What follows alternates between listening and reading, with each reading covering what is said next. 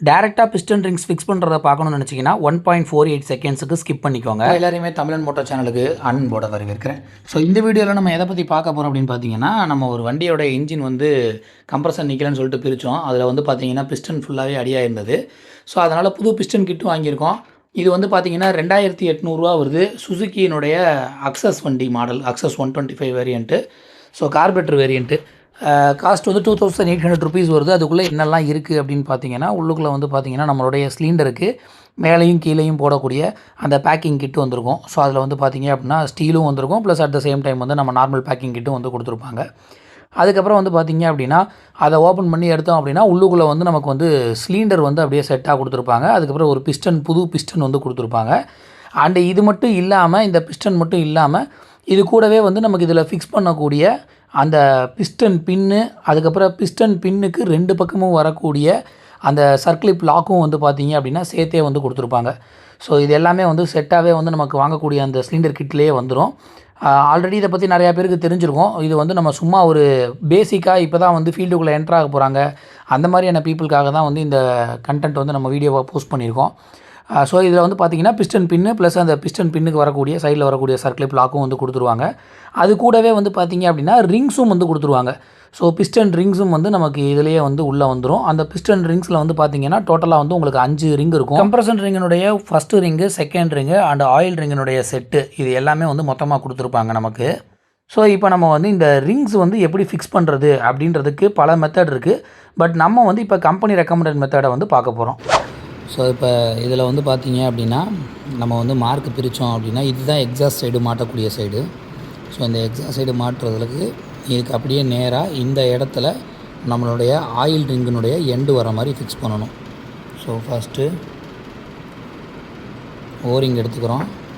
இந்த ஓரிங்கில் W type, M டைப்புன்னு சொல்லுவாங்க. So இதை நீங்கள் வந்து பக்கத்தில் பார்த்தீங்கன்னா தெரியும். ஸோ இப்போ வந்து பார்த்தீங்கன்னா நான் டபிள்யூ சைடு வச்சுருக்கேன். இதை அப்படியே திருப்பணும் அப்படின்னா இதை வந்து எம் சைடுன்னு சொல்லுவாங்க. ஸோ நம்ம வந்து பெருமளவில் ப்ரிஃபர் பண்ணுறது எம் ஷேப்பில் போடுறதுக்கு தான் ப்ரிஃபர் பண்ணுறோம். ஸோ மார்க் இங்கே இருக்குது. மார்க்குக்கு நேராக இந்த ரிங்கை வந்து உள்ளே வந்து நம்ம ஃபிக்ஸ் பண்ணிடுறோம்.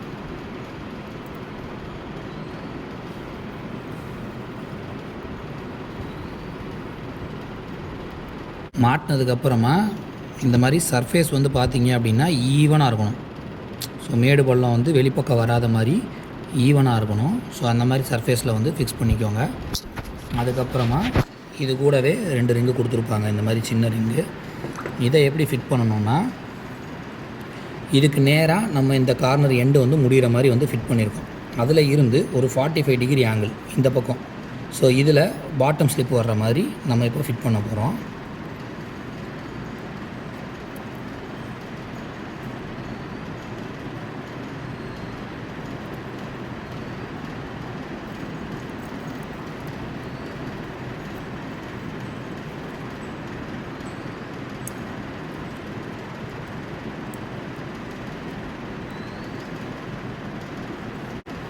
ஸோ ஃபிக்ஸ் பண்ணியாச்சு.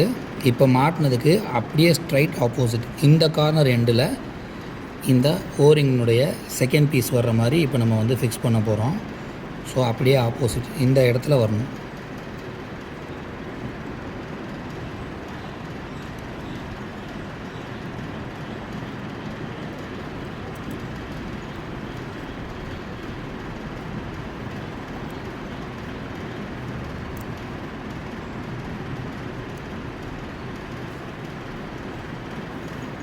ஸோ இப்போ நம்ம வந்து ஆயில் ரிங்கு கூட வரக்கூடிய அந்த 2 ரிங்கையும் வந்து பார்த்திங்க அப்படின்னா ப்ளேஸ் பண்ணிட்டோம். இப்போ அடுத்தது இந்த கம்ப்ரஷன் ரிங்கு 2வும் கம்ப்ரஷன் ரிங்கு 1ம் ஃபிக்ஸ் பண்ணணும். ஸோ கம்ப்ரஷன் ரிங் 2 வந்து இப்போ நான் வந்து ஃபிக்ஸ் பண்ண போகிறேன். இதில் இந்த ரிங்கினுடைய டாப்பில் வந்து பார்த்திங்க அப்படின்னா டாப் 1 2ன்னு எழுதியிருக்கும். டாப் 1 2ன்னு எழுதியிருக்கும். இதை தான் வந்து செகண்ட் ரிங்காக வந்து நம்ம ப்ளேஸ் பண்ணணும். ஸோ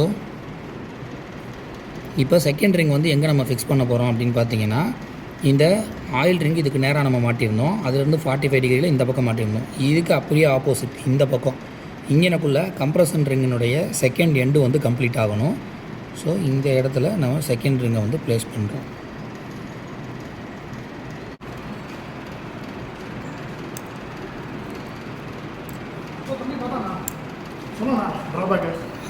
ஸோ இதுக்கு அப்படியே ஆப்போசிட் இந்த பக்கம் வந்து பார்த்தீங்க அப்படின்னா இந்த கம்ப்ரஷன் ரிங்கினுடைய ஃபஸ்ட்டு ரிங்கை வந்து ப்ளேஸ் பண்ணணும்.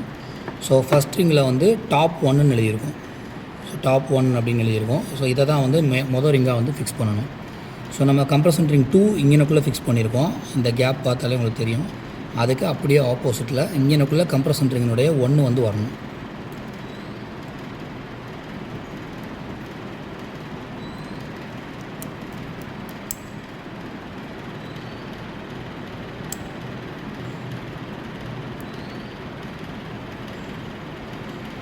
ஸோ ரிங்ஸ் மாட்டுறதுக்கான ப்ரொசீஜர் வந்து இது தான். இப்படி வச்சுக்க. ஸோ ரிங்ஸ் மாட்டுறதுக்கான ப்ரொசீஜர் வந்து இது தான். நீங்கள் இப்படி மாட்டினீங்க அப்படின்னா தான் உங்களுக்கு கம்ப்ரஷன் லீக்கும் இருக்காது, அட் த சேம் டைம் வந்து ஆயில் லீக்கும் இருக்காது. இது இல்லாமல் நீங்கள் வேறு மெத்தட்ஸும் சில மெத்தட்ஸ் ஃபாலோ பண்ணுறாங்க நிறையா பேர். பட் இது வந்து கம்பெனியினுடைய ரெக்கமெண்டட் மெத்தட் இது. இந்த மாதிரியான ஆட்டோமோட்டிவ் கண்டென்ட்ஸுக்கு நம்மளை மறக்காமல் ஃபாலோ பண்ணிக்கோங்க. அண்ட் இந்த வீடியோக்கு ஒரு லைக் தட்டிட்டு உங்கள் ஃப்ரெண்டுக்கு ஷேர் பண்ணி விடுங்க.